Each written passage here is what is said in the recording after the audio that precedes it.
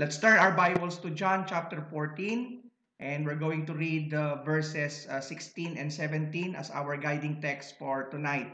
John chapter 14, from verse 16 to 17.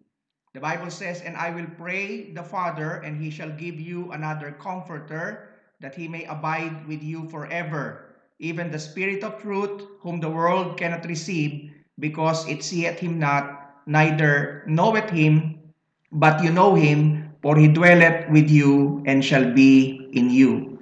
Tayo po'y manalangin. Dakilang Diyos, muli po kaming lumalapit sa inyo sa gabing ito. Nagpapasalamat po at nagpupuri sa inyo sa isa uling pagkakataon na inyong binigay upang kami po ay makapag-aral sa inyo pong mga salita. Patuloy na kayo po ang manguna sa amin sa lahat ng aming tatalakayin ngayong gabi, at nawa ang kaalaman na amin pong masusumpungan mula po sa inyong mga salita sa gabing ito ay maging kagamitan po namin sa aming buhay upang kami po ay makalakad ng kaaya-aya sa inyo pong banal na harapan.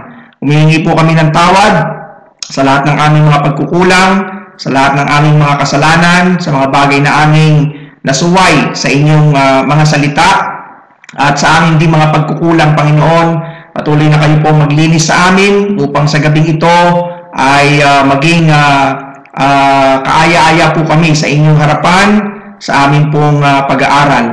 Muli, Panginoon, hinahabilin ko po sa inyo ang lesson na aming tatalakayin sa gabing ito. Patuloy na manguna kayo at kumilos kayo sa aming buhay. Ito po ang aming dalangin at pasasalamat sa matamis na pangalan po ng aming Panginoong Jesucristo. Amen. Okay, so tonight, this is our third lesson on Doctrinal Studies 1, and we're going to talk about the doctrine of the Holy Spirit, or also known as pneumatology. One of the most misunderstood doctrines of the Bible, which received the greatest opposition, is actually the doctrine of the Holy Spirit. No? Like the divinity of Christ, the teachings about the Holy Spirit has been the primary attacks of the cults. No, yung pong isa sa mga doktrina na palaging inaatake ng mga kulto, maliban po dun sa doctrine concerning the divinity of the Lord Jesus Christ, ay ito pong tinatawag natin na doctrine of the Holy Spirit. You know, it is also a Bible doctrine that most Christians are not prepared to defend because of a lack of knowledge of it. You know, and to many believers, when cults criticize the Bible, particularly this doctrine, they just keep silent. No, because the teachings on the Holy Spirit to many believers remains a mystery, and that is what makes this lesson very important and meaningful to us, especially to us. Now, we are Bible students, so we ought to be able to talk about the Holy Spirit when there is an opportunity to talk about Him. Now, what is pneumatology? A theological study that is devoted to the teachings concerning the Holy Spirit. It is derived from two Greek words, particularly the word pneuma, yung pong Greek word na pneuma, which simply means breath or spirit. So therefore, when we say pneumatology, we are dealing with the doctrines or the discourse concerning the Holy Spirit. The Bible says that the Holy Spirit is a person. He's not just a person, but He is the third person of the Godhead. The Holy Spirit is the third person of the Trinity. Therefore, the Holy Spirit is as much God as the Father and the Lord Jesus Christ. The Holy Spirit was active in the work of creation, and He actively indwells in the life of the Christian and empowers them to serve the Lord. Now, there are several misconceptions about the Holy Spirit. For example, some people believe that the Holy Spirit is just an impersonal force that emanates from God.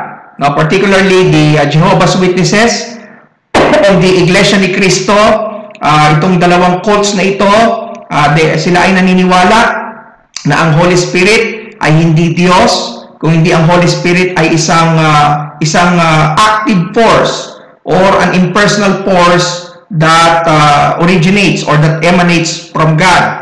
That it is not a person, but is a powerful force that God causes to emanate from Himself in order to accomplish His will. Okay, that's the teaching of the Jehovah's Witnesses and the Iglesia ni Cristo concerning the Holy Spirit.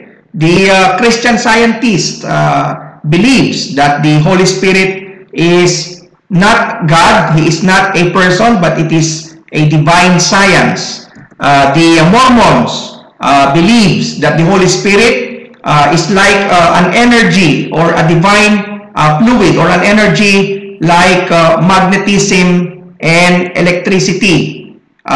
Parley Pratt, one of its original apostles, once described the Holy Spirit as a force like magnetism or electricity, and further spoke of the Holy Spirit as a divine fluid and impersonal energy. Okay, so yan ang paniniwala ng mga katuruan ng mga kulto patungkol sa tinatawag po natin na Holy Spirit. Kaya nga mahalaga sa atin bilang mga Kristiyano, mga taong nag-aaral ng Biblia, ay atin pong malaman kung paano natin ituturo ang tungkol sa Holy Spirit o paano natin i-defend ang ating doktrina patungkol sa Holy Spirit kapag mayroong pagkakataon. Katulad na halimbawa kapag tayo po ay mayroong mga kausap na mga tao na nanggaling dito po sa mga kulto na aking nabanggit.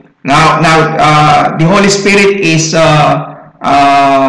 considered by cults such as these cults as merely an influence and not God, or not the third person of the triune God. So kaya ngayong gabi ay ating pong tatalakayin kung bakit natin nasabi na ang Holy Spirit ay Diyos at ang Holy Spirit ay isang person, isang persona. So unang-una po, let's talk about the evidences of the deity of the Holy Spirit. So why do we say that the Holy Spirit is God? So unang-una, may mga makikita tayo sa Bible na nagpapatungkol sa Holy Spirit bilang Diyos. For example, in Job chapter 33 and in verse 4, the Spirit of God had made me, and the breath of the Almighty had given me life. So sabi po ni Job dito, the Spirit of God hath made me. So it means that Job was referring to the Holy Spirit as the Creator, because he said that the Spirit of God hath made me. So the Holy Spirit is God, first of all, because the Holy Spirit co-creates with God. That's why you would find that in the beginning pages of the Bible, particularly in the book of Genesis, where we find the account of the creation, we find the activity of the Holy Spirit there. We find the three persons of the triune God in operation and co-creating with one another as far as God's creation is concerned. So the Holy Spirit is God because the Holy Spirit first of all co-creates with God. Hindi lang the Holy Spirit co-creates with God. The Bible says that the Holy Spirit coexists with the Father and the Word, in eternity past. In Genesis chapter 1 and in verse 1 to 2, the Bible says, in the beginning God created the heaven and the earth was without form and void, and darkness was upon the face of the deep, and the Spirit of God moved upon the face of the waters. So here we find that the Holy Spirit was with God in the beginning, because He Himself is God. He coexists with the Father and the Word in the activity ng Panginoon. When God created, the Holy Spirit co-creates with the Father and the Word and the Holy Spirit also coexist with the Father and the Word. So in eternity past, there was no one there except for God, except for the three persons of the Trinity, and the Bible says that the Holy Spirit coexists with the Father and the Word.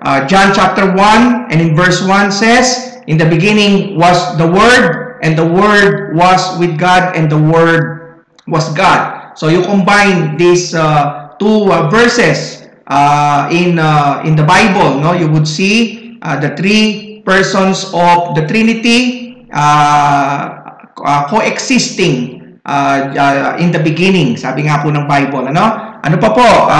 The Holy Spirit is God not only because He co-creates with God, not only because He coexists with God in eternity past. The Bible says that the Holy Spirit also is co-equal with the Father and the Word. In 1 John 5:7, the Bible says there are three that bear record in heaven: the Father, the Word, and the Holy Ghost, and these three are one. Now, this is one of the greatest verses that speak about the Trinity, the three persons of the Godhead. Okay, and they are, they are equal in essence, equal in power, equal in everything. The Bible says that they bear record in heaven: the Father, the Word, and the Holy Ghost, and these three are one. So the Holy Spirit is co-equal with the Father and the Word. And the Holy Spirit is God because it is the Holy Spirit's power that raised up Jesus from the dead. And only God can do that, no? In Romans 8:11, "But if the Spirit of Him that raised up Jesus from the dead dwell in you, He that raised up Christ from the dead shall also quicken your mortal bodies by His Spirit that dwelleth in you." So it is the power of the Holy Spirit that raised up the Lord Jesus Christ from the dead, and it is also the same power, the power of the Holy Spirit, that will raise us up in the last days. It is the power of the Holy Spirit that will resurrect us in the day of resurrection. Kaya dyan pa lang sa apat na premises na yan ay makikita na natin yung pagka-Diyos ng banal na Espiritu.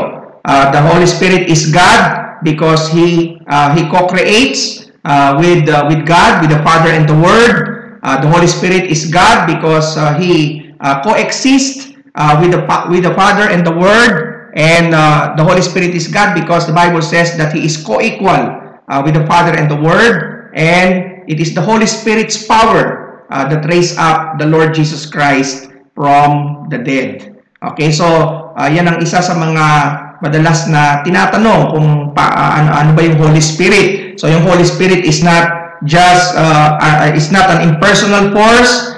It is not just an influence or an energy like electricity or magnet. Okay, just like what Mormons claim. But the Holy Spirit is God Himself. Okay, now the Holy Spirit is not only God. The Bible says that He is a personal God. Yung banal na Espiritu ng Diyos ay personal na Diyos. Kung kaya ang Bible ay nagsasabi ng tungkol sa kanyang personality. That the Holy Spirit is referred to in the Scriptures as a person. And the Lord Jesus Christ, for example, in many instances refers to the Holy Spirit as He, and not it.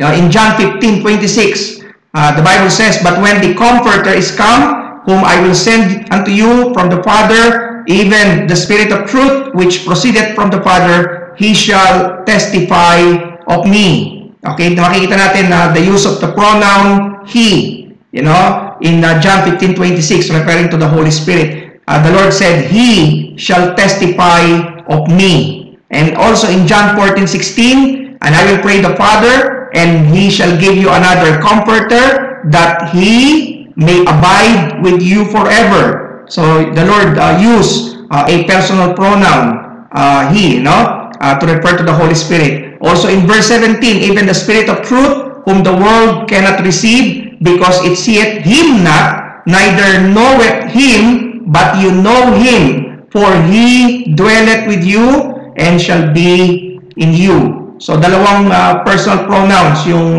ginamit dito ng Panginoon para mag-refer sa Holy Spirit, the word he and also the word him. No? So yung Holy Spirit is not a thing. Ang Holy Spirit ay hindi isang bagay o hindi isang puwersa o isang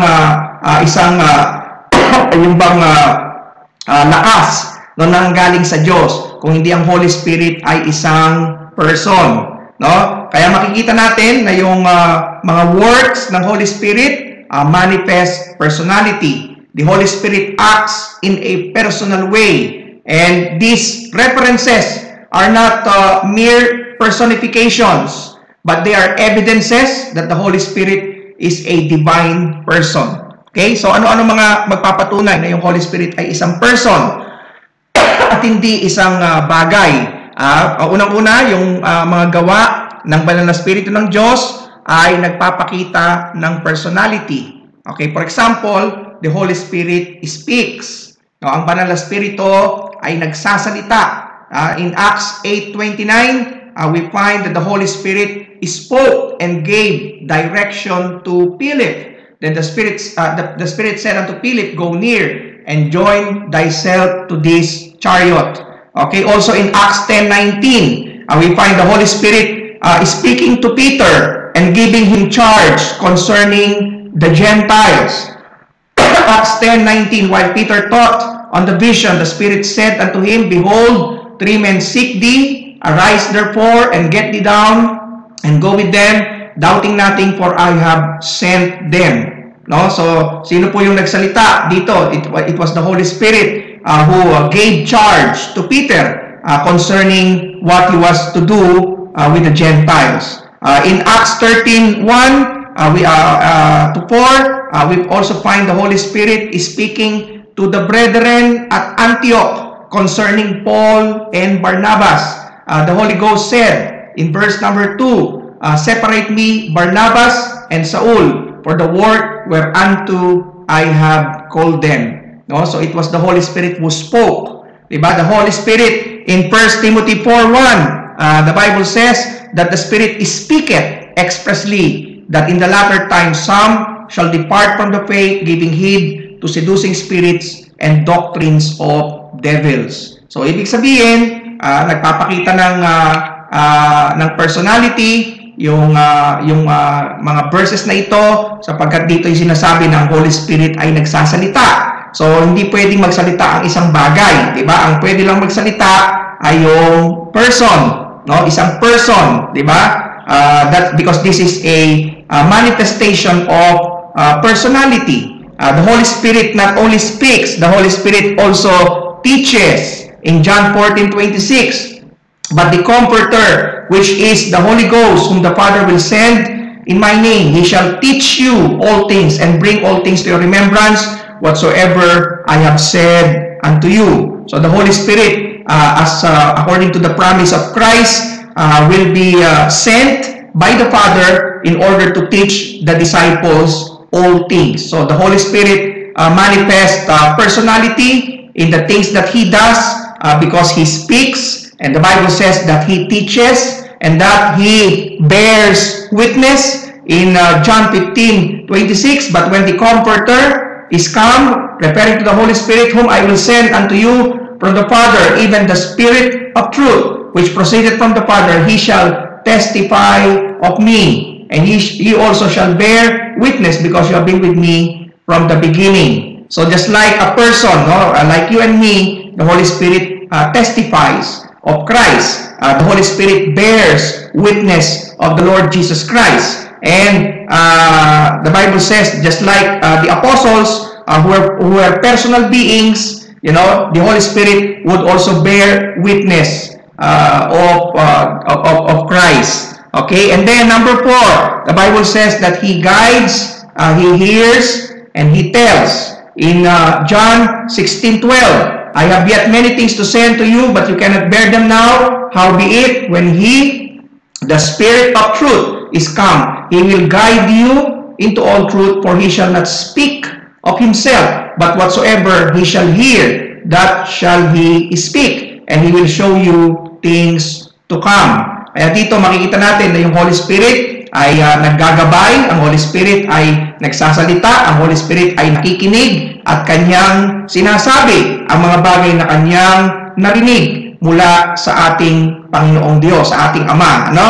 Kaya the Holy Spirit manifests personality because the Holy Spirit speaks, He teaches, He testifies, He guides, He hears, He tells. What else? He forbids. In Acts 16:6, now when they had gone throughout Phrygia and the region of Galatia and were forbidden of the Holy Ghost to preach the word in Asia, after they were come to Mysia, they essayed to go into Bithynia, but the Spirit suffered them not. No? So here we find that the Holy Spirit, by way of guiding the Apostle Paul, he was forbidding them to enter some territories during the missionary journeys of the Apostle Paul. No? So he forbids, di ba? Because he's a person. No? He speaks, he teaches, bears witness, guides, hears, and tells, and forbids, and also he intercedes. In Romans 8:26,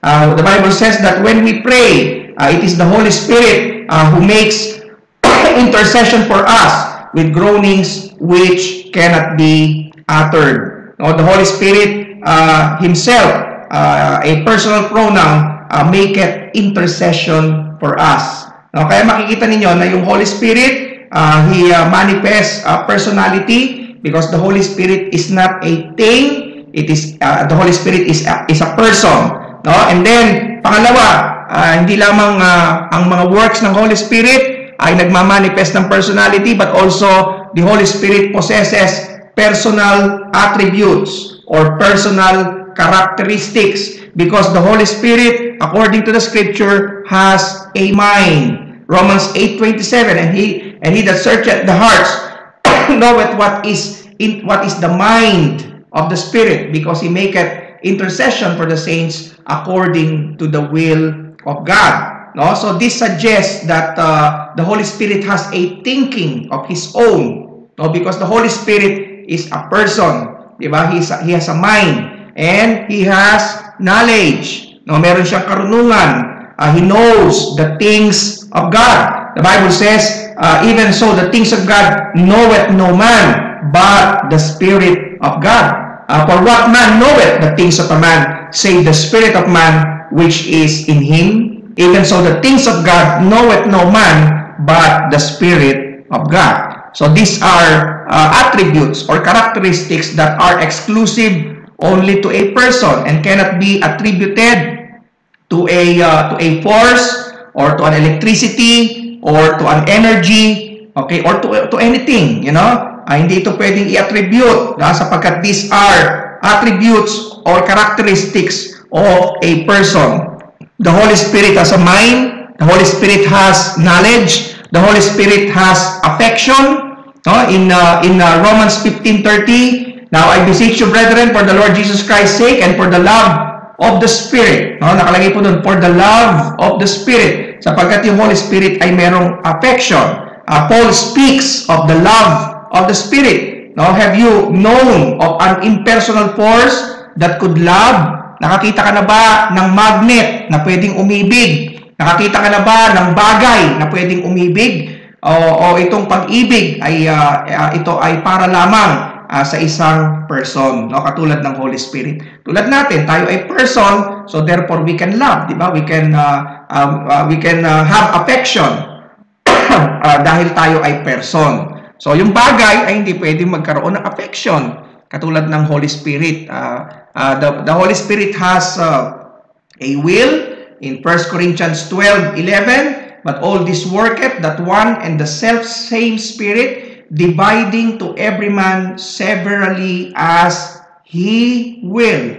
Dividing to every man severally as he will. So, ibig sabihin po niyan, yung Holy Spirit, nung siya ay nag-divide ng mga gifts sa mga mananampalataya, siya ang nagdesisyon kung ano ang kanyang ibibigay sa bawat isa. di ba, kung ilan ang kanyang ibibigay na gift o kung anong gift ang ibibigay niya sa bawat individual na Kristiyano, sapagkat yung Holy Spirit ay mayroong will, mayroon siyang kalooban, di ba, meron siyang isipan, meron siyang karunungan, meron siyang damdamin, di ba, at meron siyang kalooban, no, sapagkat yung Holy Spirit is not a person, no? So kaya makita nyo na pag-aaralan mo sa Bible ay nakalagay lahat dito ang mga bagay na magpapatunay na ang Holy Spirit ay hindi lamang person, kundi ang Holy Spirit ay Diyos, no? And He is a personal God.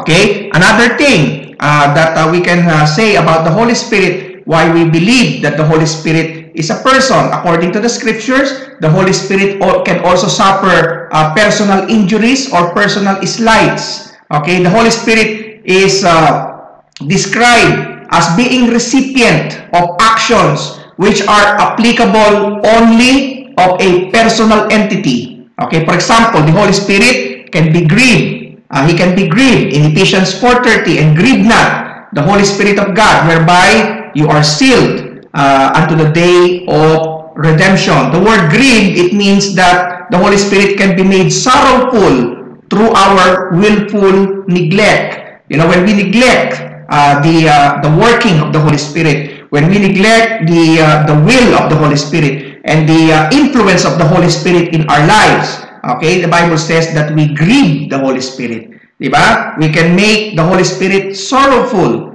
because of our willful neglect. So only a person can be grieved. Pwede mo bang palungkutin yung computer? Pwede mo bang palungkutin ang magnet o ang isang bagay na hindi person? Hindi, no? So this is only applicable to a person, no? We can grieve people, for example, and we can grieve the Holy Spirit. We can grieve God when we are neglecting the influence of God upon our lives.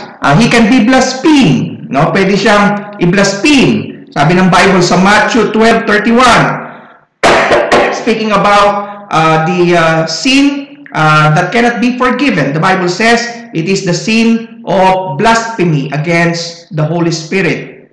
Diba? Sabi rito, whosoever, verse 32, speaketh a word against the Son of Man, it shall be forgiven him. But whosoever speaketh against the Holy Ghost, it shall not be forgiven him, neither in this world, neither in the world to come.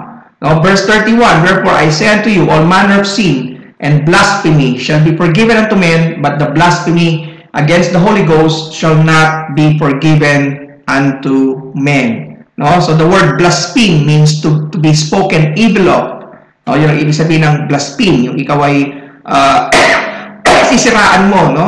O magsasalita ka ng evil against against someone or against a person, that is blasphemy, di ba? So the Holy Spirit can suffer personal slight because he can be grieved, and he can be blasphemed because he is a person. And then number 3, he can be insulted.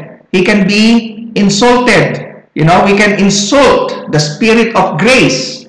The Bible says, nakalagay po doon sa may verse 29, of how much sorer punishment suppose ye shall he be thought worthy who had trodden under foot the Son of God, and had counted the blood of the covenant wherewith he was sanctified an unholy thing, and had done despite unto the Spirit of grace.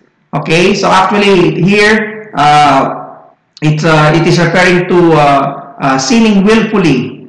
Verse 26, for if we sin willfully, after that we have received the knowledge of the truth, there remaineth no more sacrifice for sin. You know, that's why the Holy Spirit is indeed a person, because he possesses, he manifests personality by his works, and he also possesses personal attributes or personal characteristics. And the Holy Spirit can suffer personal slight or injuries.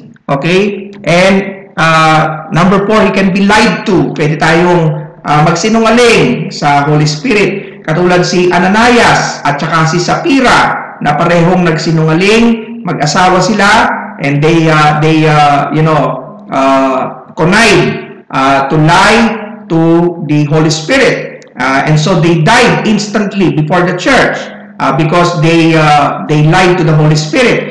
Peter said, Ananias, why has Satan filled thine heart to lie to the Holy Ghost and to keep back part of the price of the land? Now we know the story here. This husband and wife made a commitment to give a sacrificial offering to God because there was a great need in Jerusalem at that time. But when they were able to sell their property, which they committed to the Lord as an offering, ay nung nakuha na nila yung pinagbentahan, ay hindi nila binigay lahat, di ba? They keep back part of the price of the land. And when they were asked by Peter individually, one after another, they both lied. And so Peter said, you lied.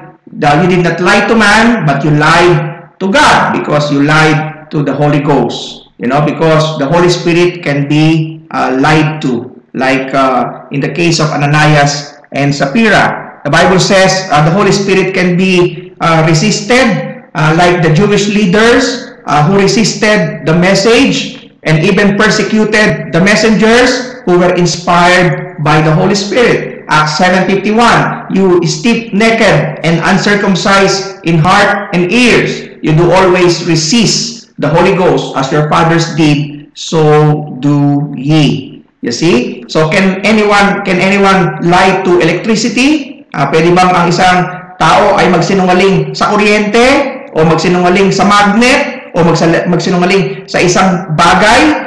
Pwede bang i-grid ng isang tao ang electricity? O pwede ba natin insultuhin ng tubig? We cannot do that because these things can only be done against a person, like the Holy Spirit. The Holy Spirit is a person, therefore the Holy Spirit can be grieved. He can be blasphemed. He can be insulted. He can be lied to. And the Bible says that the Holy Spirit can be resisted. You know? So, kaya makikita ninyo na the Holy Spirit is many times mentioned in the context of personality. You know? Just like in our text tonight, no? Sabi ng Panginoon, He shall glorify me. Diba? Sa may John chapter 16 verse 4, the Lord said, He shall glorify me. Now, if the me, who is none other than Christ, represents a person, why does not the He or the Holy Spirit denote a person? Diba? In Acts 15:28, for it seemed good to the Holy Ghost and to us to lay upon you no greater burden than these necessary things. Now, if the us, which refers to the disciples, represent a person, why does not the Holy Ghost denote a person? Diba? Kaya nga, sabi nila, yung hiraw, it's like a wrong use of pronoun. You know? Pero hindi po yan totoo. Ibig sabihin, yung Bible nagkamali ng maraming beses in using personal pronouns he and him to refer to the Holy Spirit. You know? Kung ang Holy Spirit ay person at ang Holy Spirit ay ang third person of the Trinity, what are the works of the Holy Spirit in the life of the believer? Ano ang relasyon ng banal na spirito sa bawat Kristiyano? Bakit mahalaga ang gawain ng banal na spirito sa ating buhay bilang mga mananampalataya? So unang-una, mahalaga yung Holy Spirit sapagkat it is the Holy Spirit that who regenerates us. Ang Holy Spirit ang nagre-regenerate sa atin. We are born again today because of the work of the Holy Spirit. No? Kaya sabi ng Panginoon kay Nicodemus, except a man be born of water and of the Spirit, he cannot enter into the kingdom of God. Okay, please take note that water there, as it is accepted traditionally, okay, the word water, they say, refer to the physical birth, okay, and the Spirit refers to the spiritual birth. Parang ganun yung sinasabi ng karamihan. Pero ako ay nagdi-disagree doon, no? Sapagkat kung yung pag-aaralan ng maigi, yung water dito does not refer to our physical birth. Okay? It refers to the Word of God. Except a man be born of the Word of God and of the Spirit. Okay? So these are the two main agents in our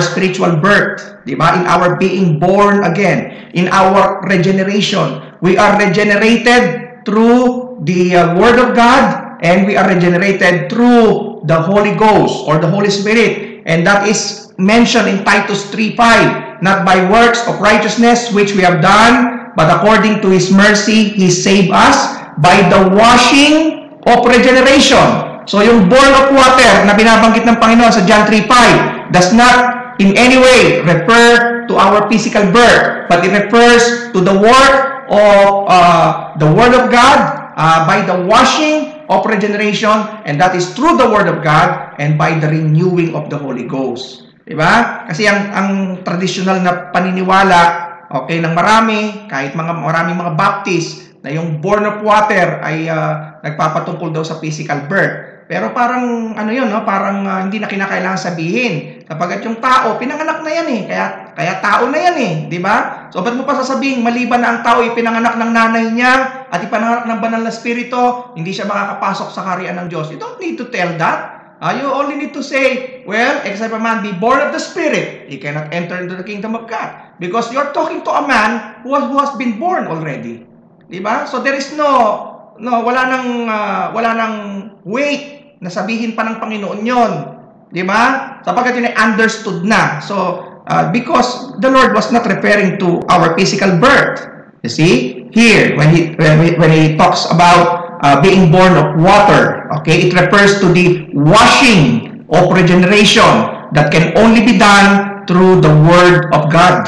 Kaya nga maraming beses, no, na sinasabi yan sa Bible na yung salita ng Diyos ang naglinis sa atin. Tayo ay nilinis ng salita ng Diyos at tayo ay binago ng banal na spirito ng Diyos. Okay? Kaya it is the Holy Spirit who regenerates us. It is the Holy Spirit who indwells the believers. He indwells the believers the moment we believe. No, the moment na tayo ay manampalataya. So kailan ang banal na spirito ay nagsimulang manahan sa ating buhay? Nung tayo ay nanampalataya, nung tayo ay tumanggap kay Kristo bilang ating Panginoon at sariling tagapagligtas. Diba? So, hindi natin kinakailangan ipanalangin na ang Holy Spirit ay dumating pa sa ating buhay sapagkat ang Holy Spirit is already indwelling in our hearts, in our life, you know, because He came to indwell the believers the moment we believe. You see? Kaya yung ginagawa ng mga Pentecostal,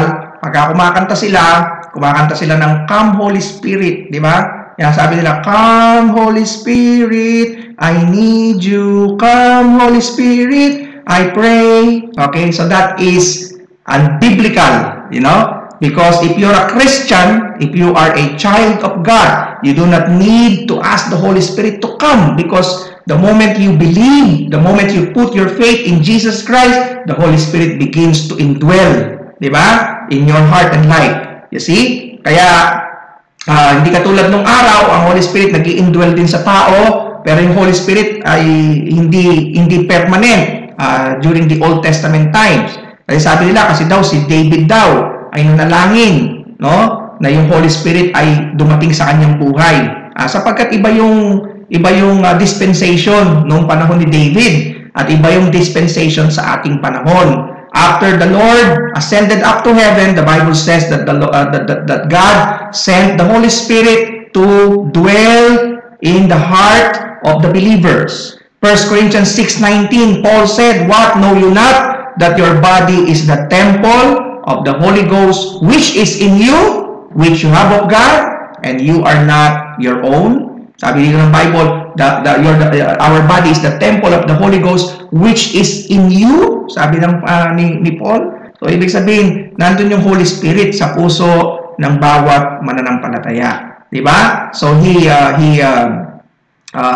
regenerates the believer, and He indwells the believer the moment he believes. And number 3, He also fills the yielding believer. So, filling of the Holy Spirit, being filled with the Spirit is not by asking the Holy Spirit to fill your life, and then you go in a trance, you will shake, and then you are filled with the Holy Spirit. You see, yan ang paniniwala ng mga Pentecostal. Mananalangin sila, Banal na Espiritu, puspusin mo po ako, tapos bigla na lang manginginig. Tapos sasabihin nga, ako'y puspos ng Banal na Espiritu. Yan ay kalokohan, sapagkat that is not what it meant, what it means, when we say being filled with the Spirit. Being filled with the Spirit simply means being controlled by the Holy Spirit. Diba? Being controlled by the Holy Spirit of God. What the Holy Spirit of God tells you, you do. Okay? That is being filled with the Holy Spirit. You are under the influence of the Holy Spirit. Whatever the Holy Spirit will tell you to do, you simply do it because you are under the control of the Holy Spirit of God. That is what we mean by being filled with the Spirit. Just like in Ephesians 5:18, be not drunk with wine, wherein is excess, but be filled with the Spirit. So dito parang merong metaphor na ginamit, no? It's like it's a metaphorical statement. If you're drunk with wine, okay, it is one way of saying you are being controlled by wine. You are under the influence of wine. Diba? Kaya yung mga lasing, no, nasa impluensya kahit na alam nila yung ginagawa nila, pero dahil nasa impluensya sila ng alak, gumagawa sila ng mga bagay na hindi nila dapat na gawin. At hindi nila gustong gawin kung sila ay hindi nakalasing, hindi nakainom. Diba? You are under the influence of wine when you're drunk. Okay, ganun din sa Holy Spirit. When you are filled with the Holy Spirit, you are under the influence of the Holy Spirit of God. That is what we mean by being filled with the Spirit. Kaya nga nakalagay dito, He fills the yielding believer. Okay, so sino ang pinifeel ng Holy Spirit? Yung mga believer na nag-yield sa kanyang kalooban, di ba? Sa kanyang mga salita, sa kanyang control sa buhay natin. He also seals the believer. He seals the believer. Tayo ay merong selyo, no? Nung tayo ay nanampalataya kay Kristo, ay nilagyan tayo ng seal. At yung seal na yan, that is a seal of ownership. In Ephesians 4:30, and grieve not the Holy Spirit of God, whereby you are sealed unto the day of redemption. So that is a seal of ownership. That is a seal that pertains to a purchased possession. Diba? We are a purchased possession of Christ. We are owned by the Lord. And we are sealed, you see, to signify His ownership of us. We are sealed, the Bible says, unto the day of redemption. Parang katulad sa probinsya, yung ginamit na term dito na seal, ay parang yung sa province, no? Yung halimbawa, meron kang kalabaw, di ba? Yung kalabaw ay nilalagyan nyo ng seal. Kumukuha ng bakal, pagkatapos usually, yung pinaka-initial nung may-ari, yun ay nakaporma ron sa bakal, ilalagay yun sa apoy, pagkatapos ididikit doon sa balat ng kalabaw o ng baka, okay, to signify ownership. Diba? So when you see the seal, you know who owns that cattle because of the seal, and that's a seal of ownership. So ganun din, no? Sa buhay natin, tayo ay merong seal, okay, spiritual seal, and that is the Holy Spirit of God, because the Holy Spirit is the mark of God's ownership. Diba? The presence of the Holy Spirit itself is a mark of God's ownership of us. No, kaya ako naniniwala ako na yung mga demons, no, yung mga evil spirits, for example, okay, yung mga fallen angels, okay, o pati na rin yung mga good angels, okay, they can identify who is a Christian and who is not. Na-identify nila.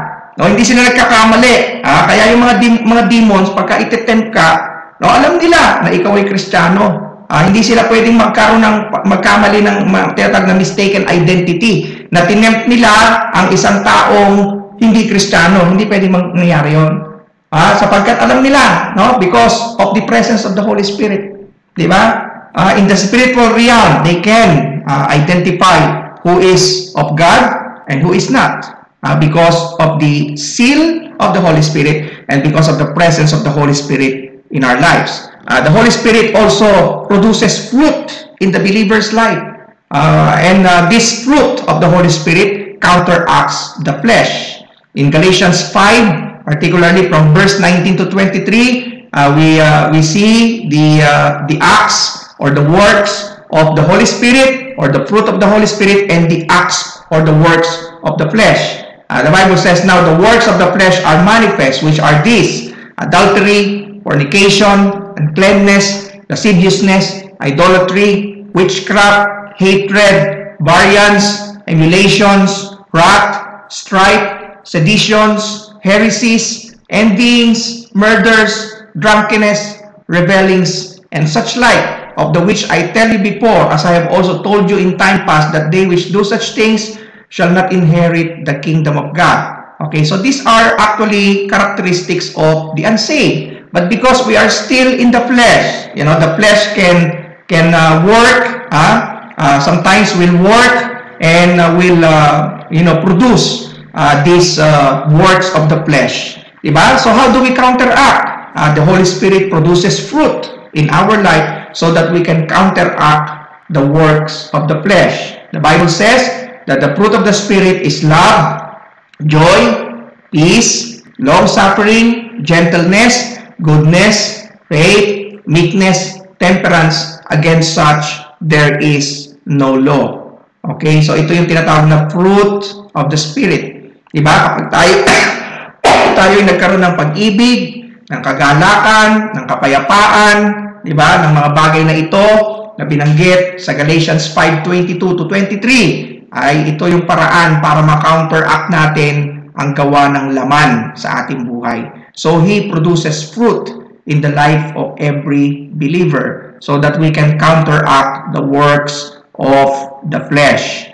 You see? And number 6, the Holy Spirit also bestows gifts that enable the Christians to serve the Lord effectively. You see? So ang Banal na Espiritu, ang siya ring agent na siya nagbigay sa atin ng mga kaloob o mga kakayahan, mga abilidad na ibinigay ng Banal na Espiritu para tayo ay enable na maglingkod sa Panginoon ng epektibo. Di ba? Kaya ang Banal na Espiritu ang nagbibigay ng fruit sa ating buhay, at ang Banal na Espiritu ang nagbibigay ng gifts sa ating buhay. Yung fruit ay yung po yung ginagamit natin ng Holy Spirit para ma-counteract yung works of the flesh sa buhay. The fruit of the Spirit refers to our character, no? It refers to Christian virtues that we need. While gifts, yung mga gifts naman, ito naman yung mga bagay na kakayahan na ibinigay ng Diyos, yung abilidad na ibinigay ng Diyos, yung gift na ibinigay ng Diyos para makapaglingkod tayo ng tama at makapaglingkod tayo ng mahusay para sa ating Panginoong Diyos. Diba? So ngayon, naalala ko nung ako'y nandyan pa sa Saudi Arabia, long time ago, when I was yet a new Christian, naimbitahan ako sa isang gawain dahil pumayag ako na pumunta sapagkat yung mga nag-invite sa akin ay yung po yung mga kasamahan ko nung ako ay unang na-save. No, ngayon, sila ay nandun sa dati naming dinadaluan kasi nung araw, bago ako napunta sa Baptist, ay ang una kong mga kasama noon ay yung parang mga Pentecostal, yung aming dinadaluhan nung araw. Pero dumating ang time that I was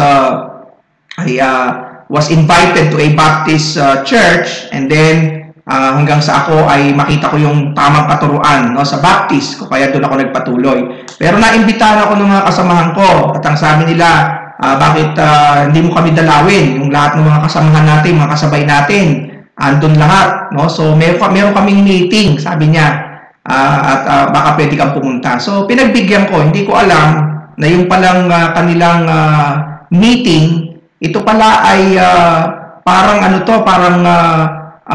pagtitipon na kung saan tinuturuan nila yung mga bagong mga dumadalo ng speaking in tongues.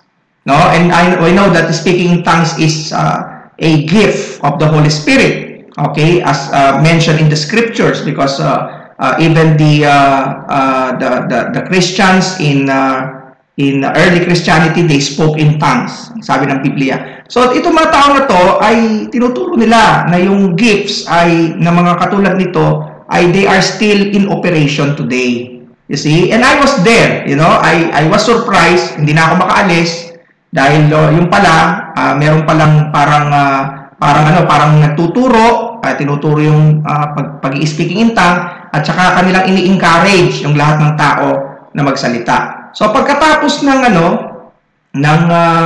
pagtuturo, nagkaroon ng question and answer. Ngayon naalala ko 'yon. Sabi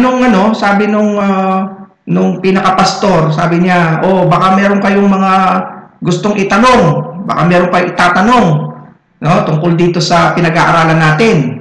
Huwag kayong mahiya." Sabi ko na magtanong kayo at kung kakayanin natin, sasagutin natin, sabi gano'n. So, ako'y tahimik lang, hinihintay ko na lang matapos. I was a new Christian din, siguro mga 2 years or 3 years pa lang akong Kristiyano. Sabi nung pastor, "O ikaw, Brad," sabi niya, "Brad, ang pangalan mo, Brother Arnold, baka meron kang itatanong." Sabi gano'n, "Baka meron kang gustong itanong." Sabi ko, "Pwede ba magtanong?" Sabi, "Oo, kahit ano," sabi gano'n. "Pwede ka magtanong, sige, anong tanong mo?"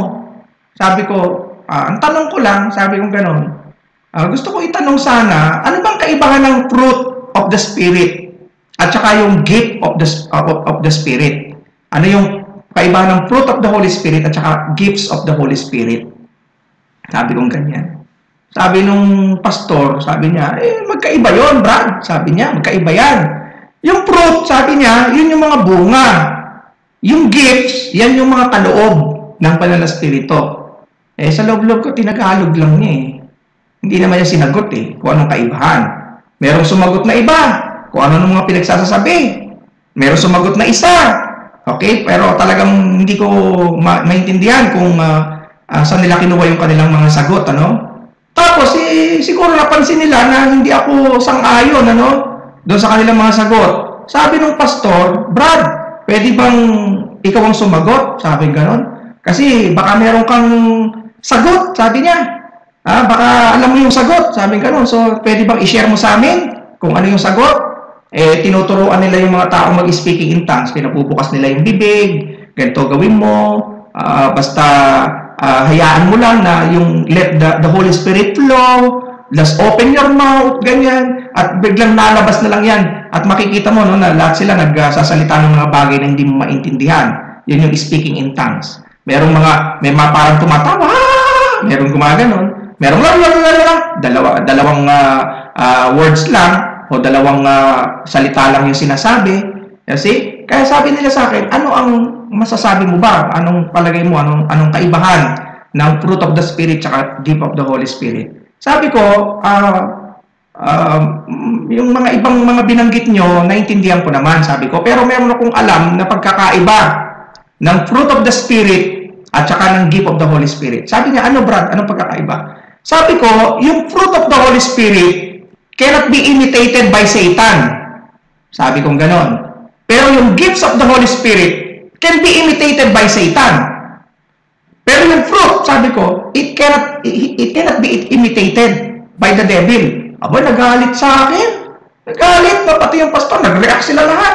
Yan yung mga leader. Sabi ng pastor, "Aba, mali yan, Brad." Sabi gano'n. Kasi syempre yung speaking in tongues, gift of the Holy Spirit ngayon sinasabi ko na the gifts of the Holy Spirit can be imitated. Sabi ko, pwedeng gayahin ng diablo. Samantalang yung fruit of the Spirit, hindi pwedeng gayahin ng diablo. Nagalit yung pastor. Sabi ng pastor, hindi ko matatanggap yan, Brad. Sabi gano'n, "Hindi ko matatanggap yan, Brad. Sapagkat yung gift of the Holy Spirit yan, ba't yan gagayin?" Sabi ko, "Teka, ano ba yung mga gifts of the Holy Spirit?" Sabi ko gano'n. Teaching, di ba? Di ba teaching, gift of the Holy Spirit? Di ba may false teacher? Di ba may false teacher? Hindi niya sumagot.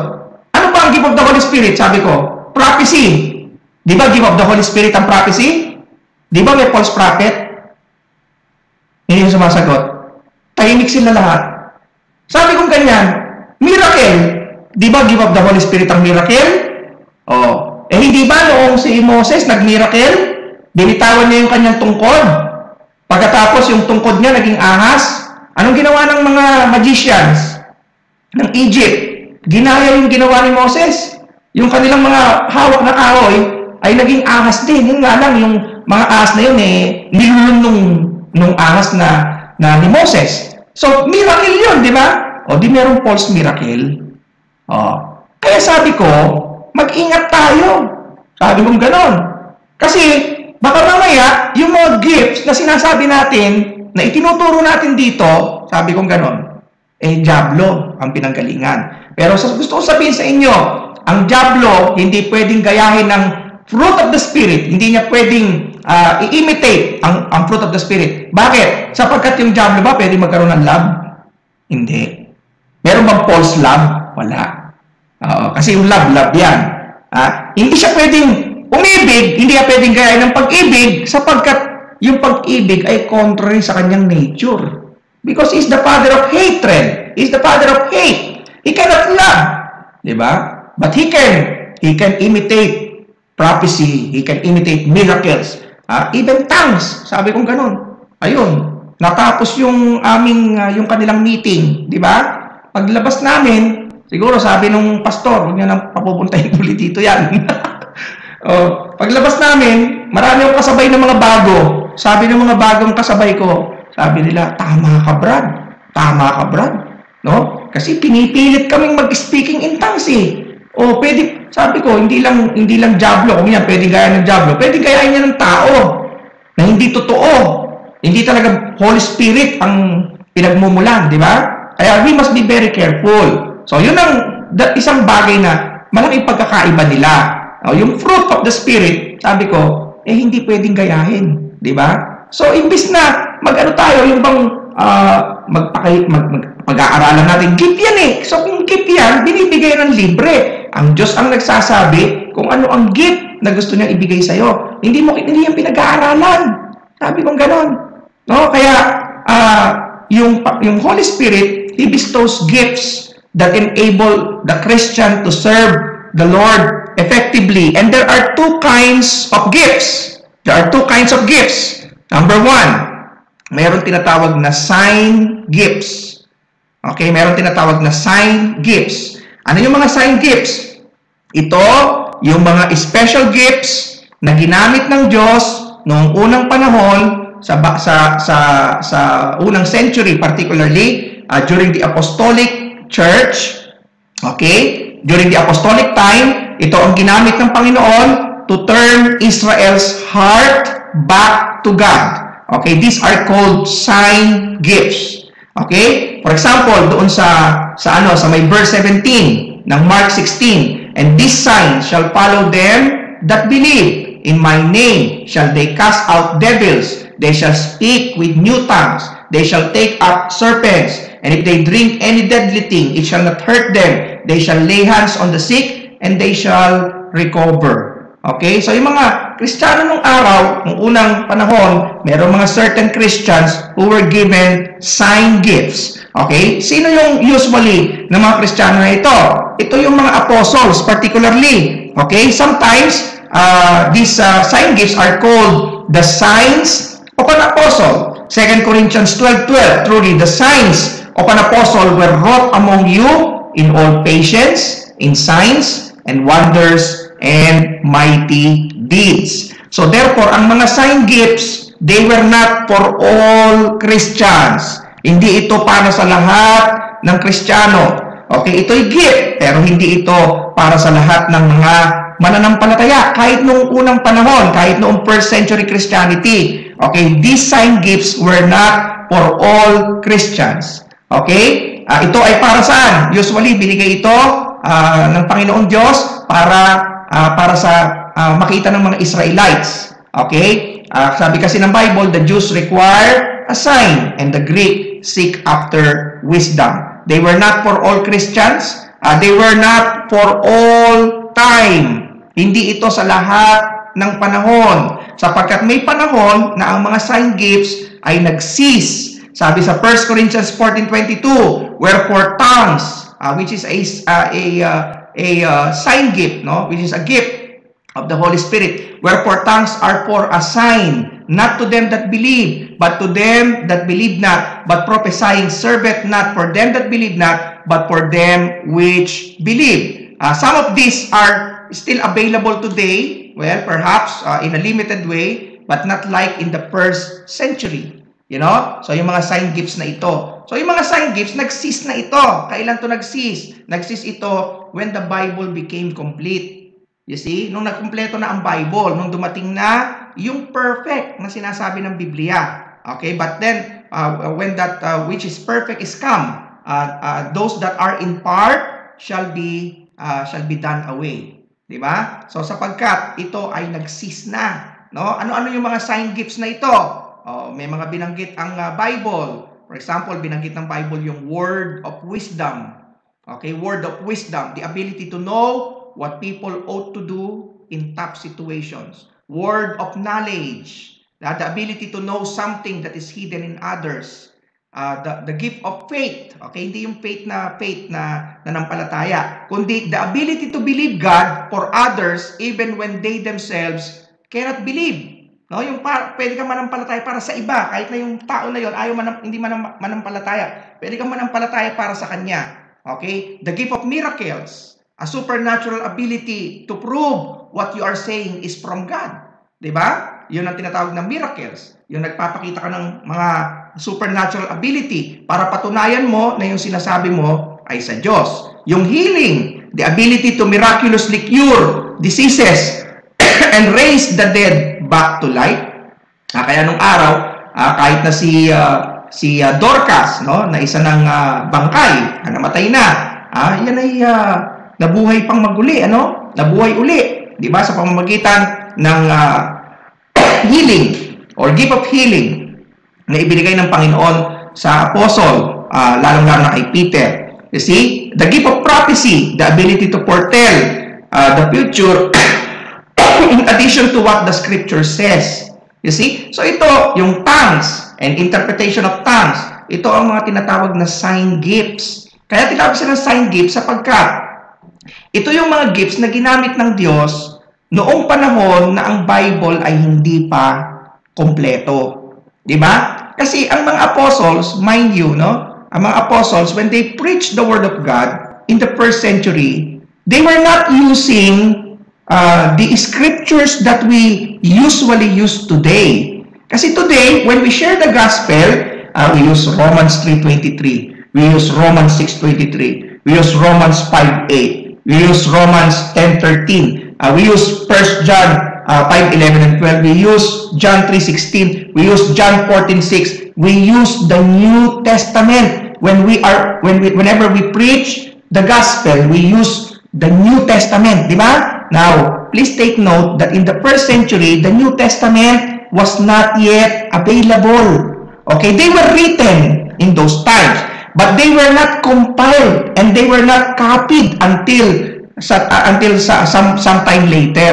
You see, hindi ito nabuo nung first century. Ang aklat ng Bible na kumpleto lang noong 95 AD when the book of Revelation was written, when the Apostle John closed the canon of the New Testament in writing the book of Revelation. Pero yung compilation nito was done later, not in the first century. So, nung panahon nila Peter, nung panahon nila John, panahon nila Paul, okay? Pag sila ay nagpipreach, alam niyo ba kung anong ginagamit nila scripture? When they refer to the scripture, when they say scripture, they were referring to the Old Testament scriptures. They were referring to the book of the writing of Isaiah and the writing of Jeremiah and the writing of the Old Testament prophets. They used the Old Testament scriptures to talk about Christ. And the name of Jesus Christ is not mentioned in the Old Testament scriptures. Hindi nakalagay doon Jesus Christ. Walang ganon, no? Ngayon, paano maniniwala ang tao? Pag nagpipreach sila, paano maniniwala ang tao?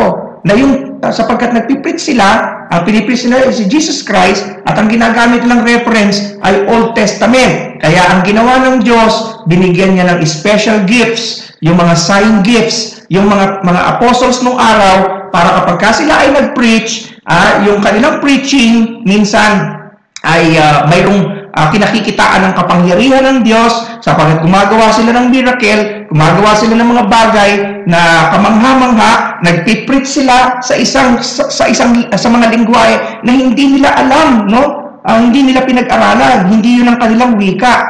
Katulad sa Book of Acts, when they preached the Word of God, all of the people there who came from different lands heard the Word of God. They heard the gospel in their own tongues. You see? Because the apostles were given the ability to speak in tongues. You know? Kaya, in that way, yung maraming taong nasisave. Di ba? Kaya sa Pentecost, the Day of Pentecost, 3,000 ang nasave. 3,000 na save, 3,000 din ang nabaptize. 3,000 ang sumunod sa Panginoon. Right after that, 5,000.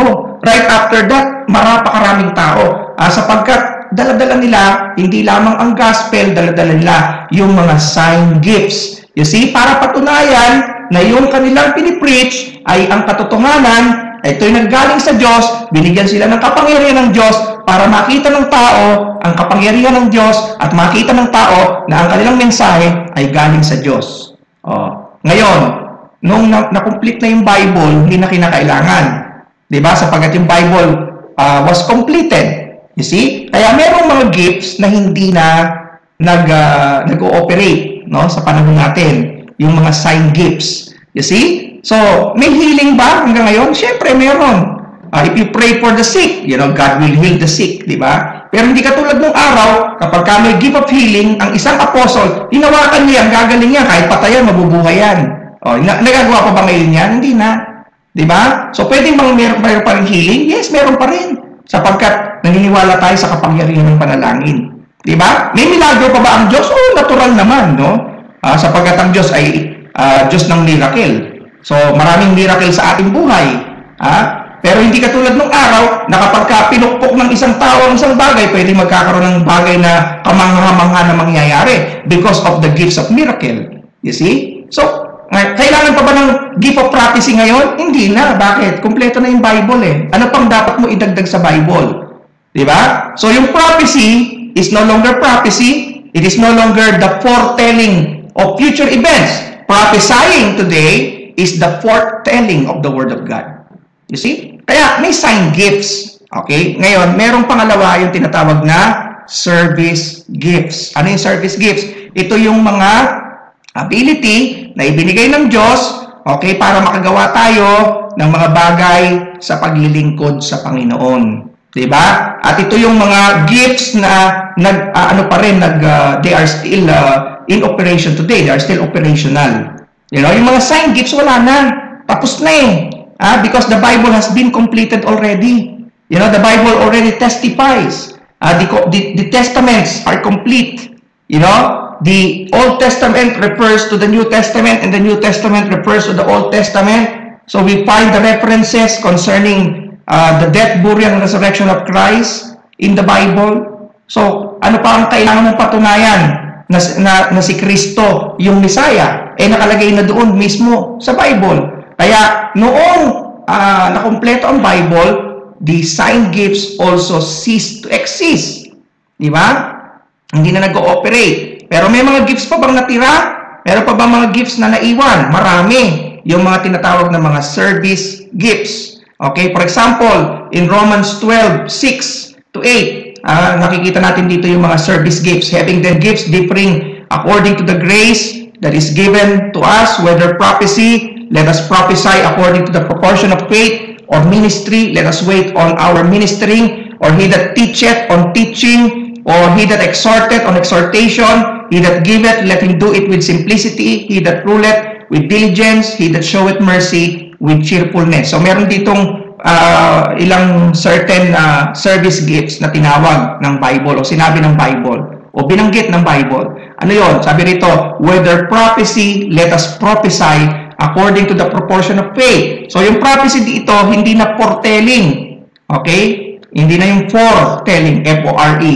Kung hindi ito na ay forth-telling, F-O-R-T-H.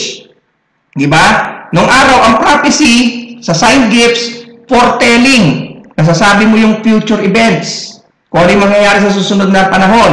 Katulad ng mga prophecy ng mga prophets. Diba? Yun ay sign gifts. Okay? Pero ito ay hindi na ito foretelling. Ito ay forthtelling. F-O-R-T-H.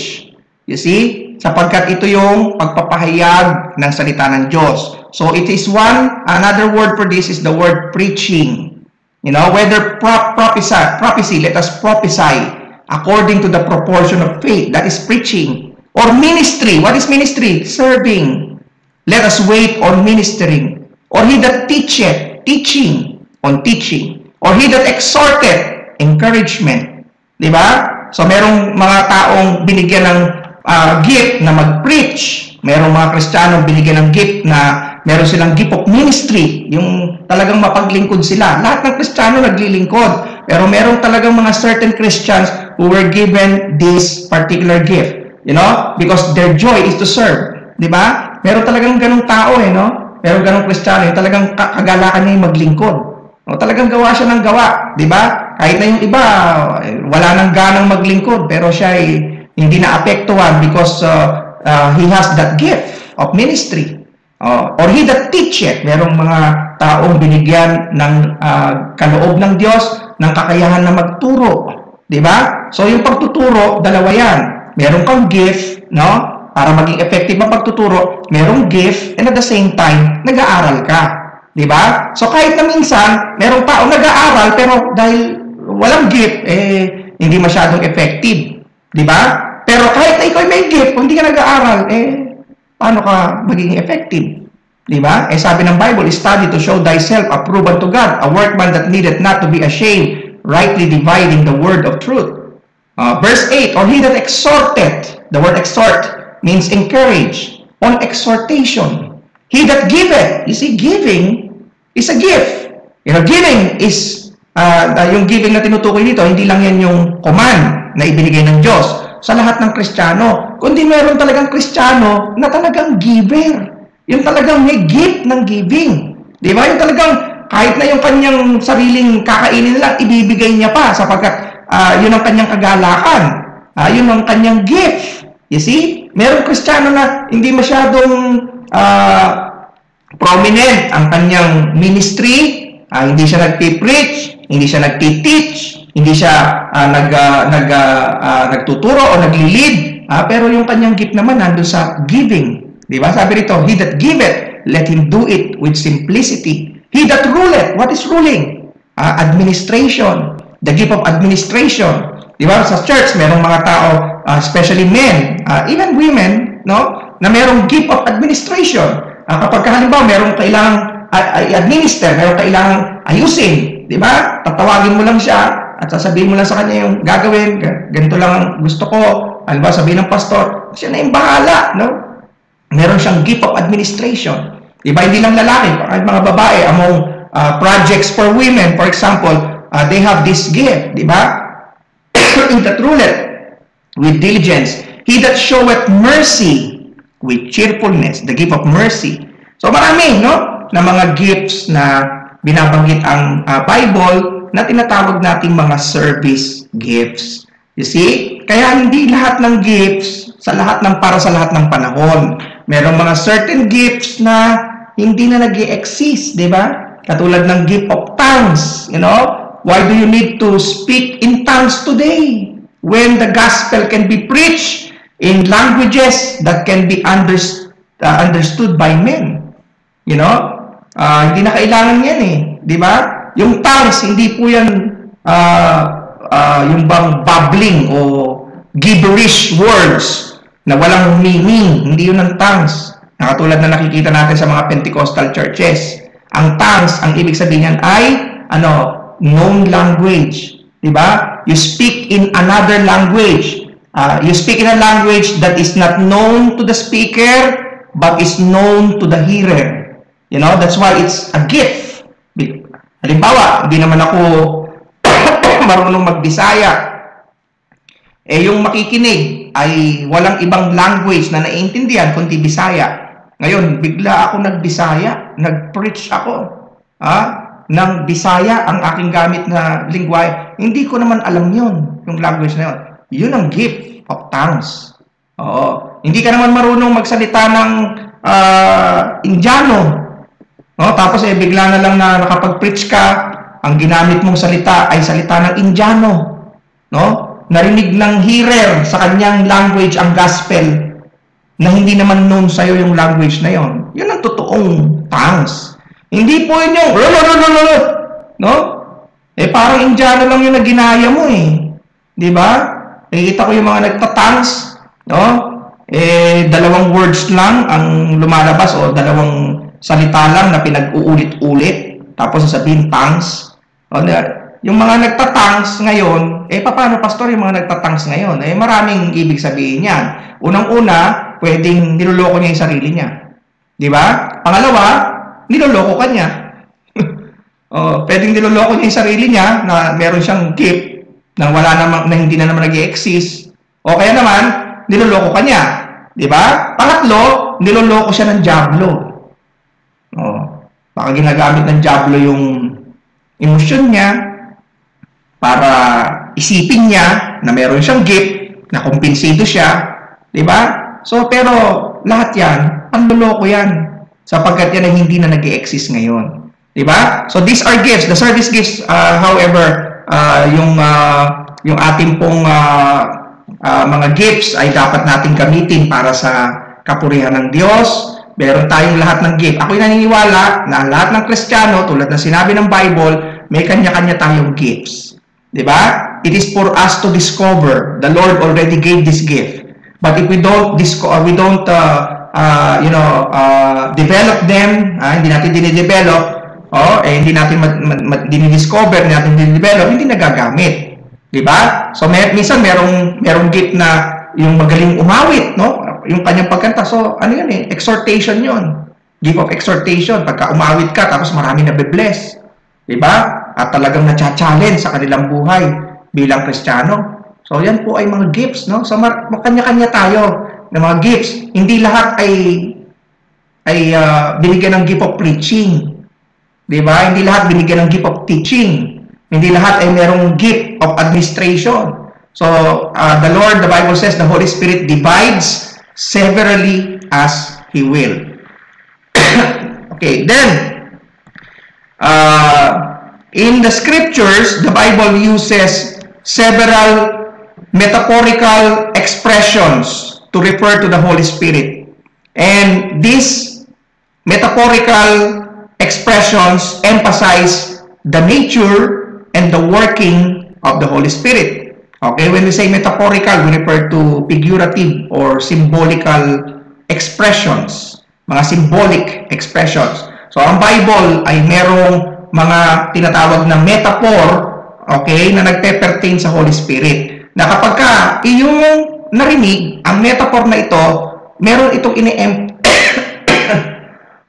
excuse me, talagang ako po ay hirap na hirap sa aking lalamunan, no? So, pag-pray nyo dahil masyado na matagal itong sakit na to. So, the Holy Spirit, these metaphorical expressions or figurative, symbolic expressions that refer to the Holy Spirit emphasize the nature and the workings of the Holy Spirit. Now, these symbols are helpful in teaching us something about the nature and the ministry of the Holy Spirit. Okay, so ano itong mga metaphor na to? Let me tell you of at least 8 metaphors tonight, no, before we end. Number 1, the Holy Spirit is called a wind.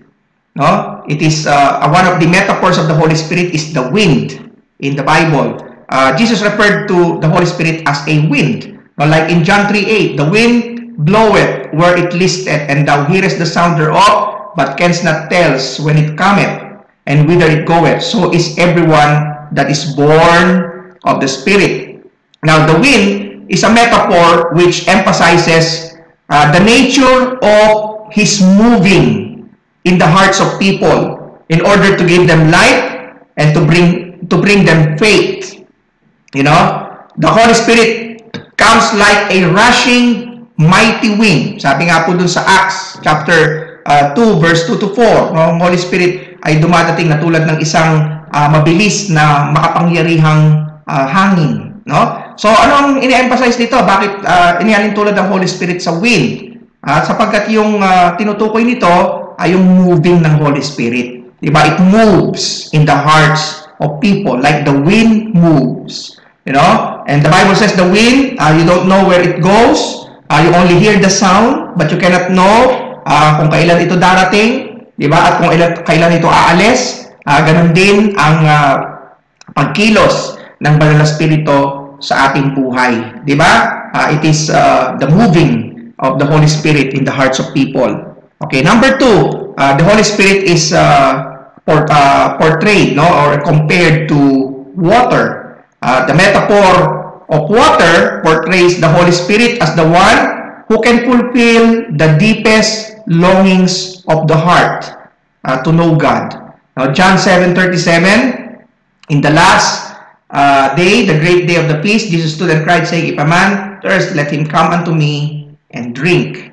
Okay, if you continue on hanggang sa may verse 39, hindi ko na nailagay dito, but it talks about the Holy Spirit like water is important for existence. The Holy Spirit is important also in our life. The water washes, water purifies, di ba? Water refreshes, which corresponds to the ministry of the Holy Spirit in us.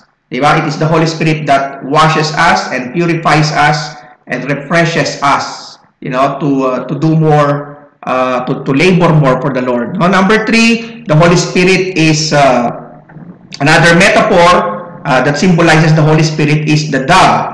No? So ano naman ang sinisimbolize nito? It symbolizes the gentle yet powerful workings of the Holy Spirit. No? Actually, yung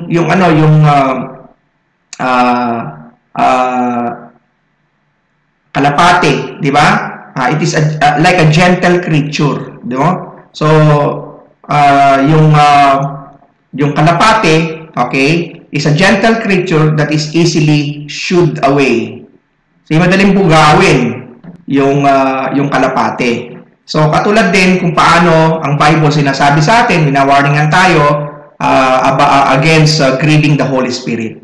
You know, when there is rejection of His ministry, the Holy Spirit grieves, di ba? The dove is used today as a symbol of purity and peace.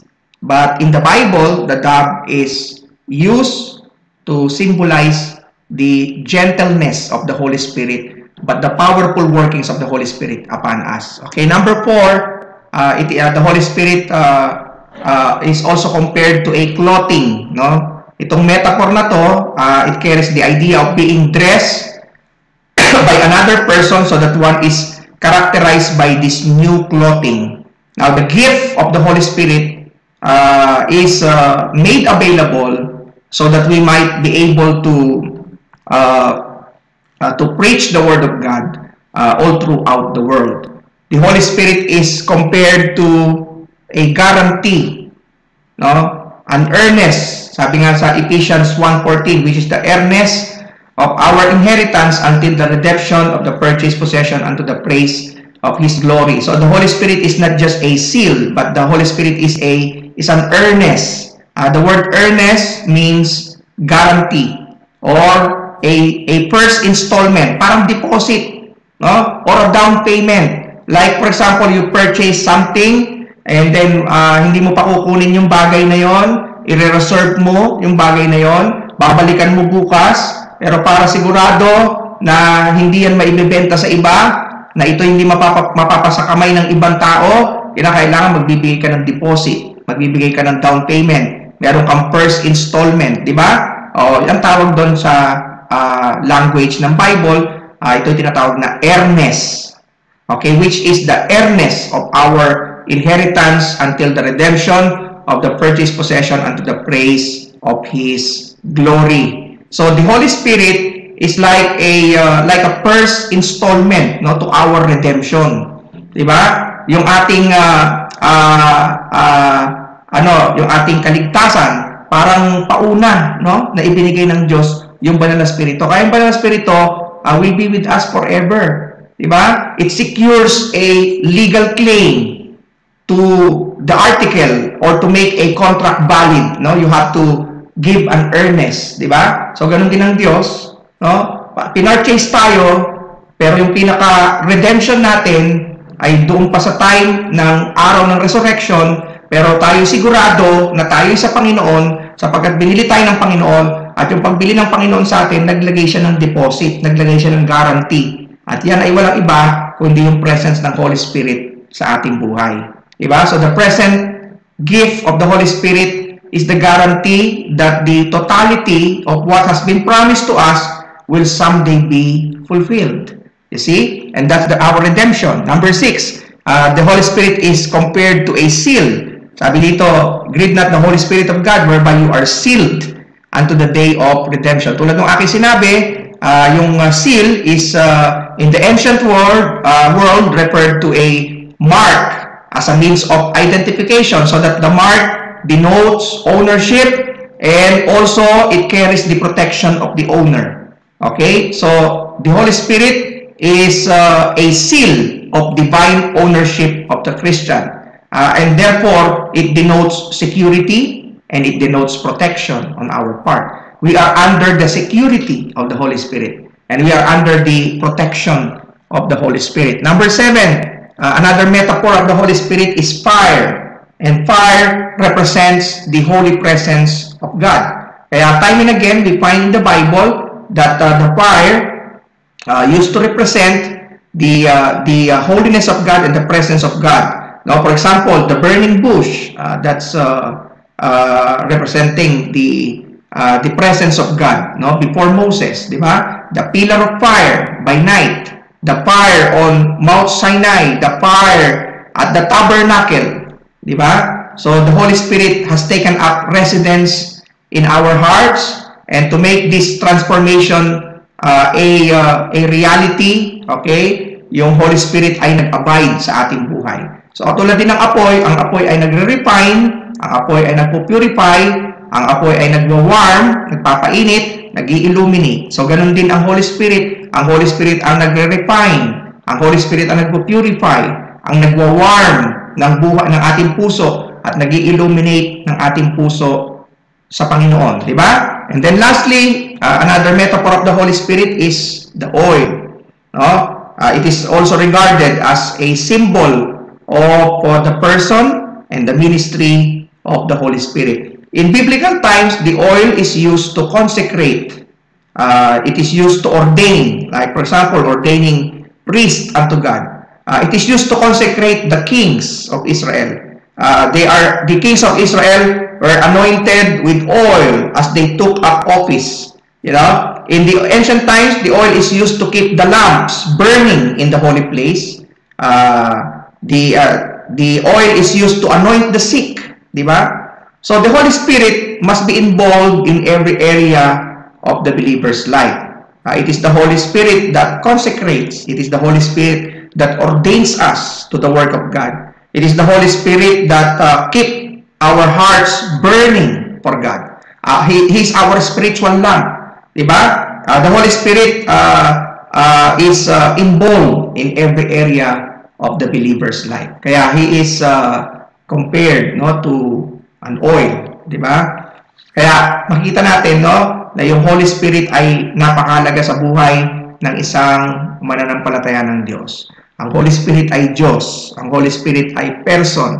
And He is the third person of the Godhead. And He is active, no, in our life from the time that we got saved up to this time, and even up to the day of redemption. The Holy Spirit will be with us, sapagkat the Holy Spirit abides in the believers, sabi nga ng Bible, forever, no? Kaya napakabuti ng Panginoon sapagkat yung Holy Spirit ay kaantabay ng mga mananampalataya. Katulad din na si Eleazar, okay, doon sa Old Testament, ay kanyang inantabayanan, kanyang pinotektahan, di ba?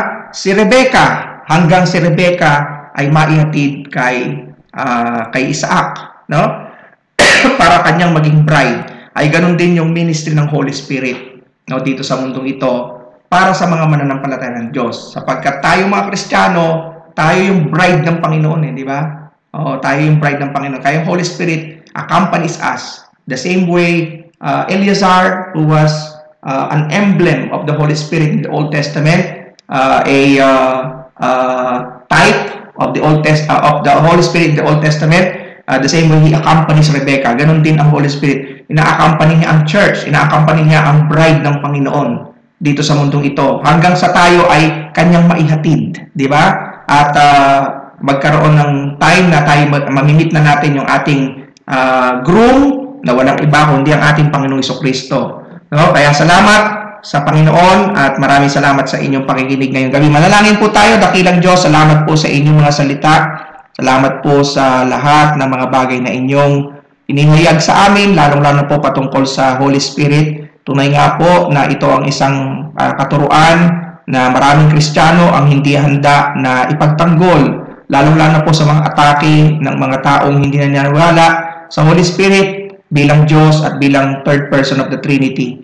Especially ang mga kulto, Panginoon, na nagtuturo ng ibang katuruan patungkol po sa Holy Spirit. Kaya hiling ko po na inyong tulungan kami na lalo pang maging masigasig sa pag-aaral, na hindi lamang ito ang aming malaman tungkol sa Holy Spirit, but we will continue to look into your word at aming panglalong sasaliksikin ang mga bagay na patungkol sa Banal na Espiritu upang ito po ay alam namin kung paano namin ma-depend, paano namin maibabahagi ang tungkol sa Banal na Espiritu sa iba.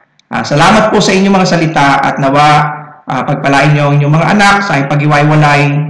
Bless each and everyone, Lord, and every family represented tonight. I pray na kayo po ang gumawa at kumilos sa lahat ng aming kalagayan, sa aming mga sitwasyon sa buhay, Panginoon. Kayo pong patuloy na kumilos. Nawa ang Banal na Espiritu ang patuloy na gumawa sa amin upang amin pong lalong hanapin kung paano kami magiging epektibo sa aming pong paglilingkuran sa inyo. Salamat po sa Bible School na ito, and we pray for your blessings as we part our ways tonight. May you give traveling mercies para po doon sa mga uuwi, at bigyan po kami ng double portion of strength and wisdom sa araw ng bukas para po sa aming mga gawain para sa inyo at sa aming pagharap sa aming mga gawain pa sa araw-araw. Salamat po, at aming binabalik sa inyo lahat ng papuri, lahat ng pasalamat po ang aming dalangin sa pangalan ni Jesus na aming Panginoon. Amen. Amen.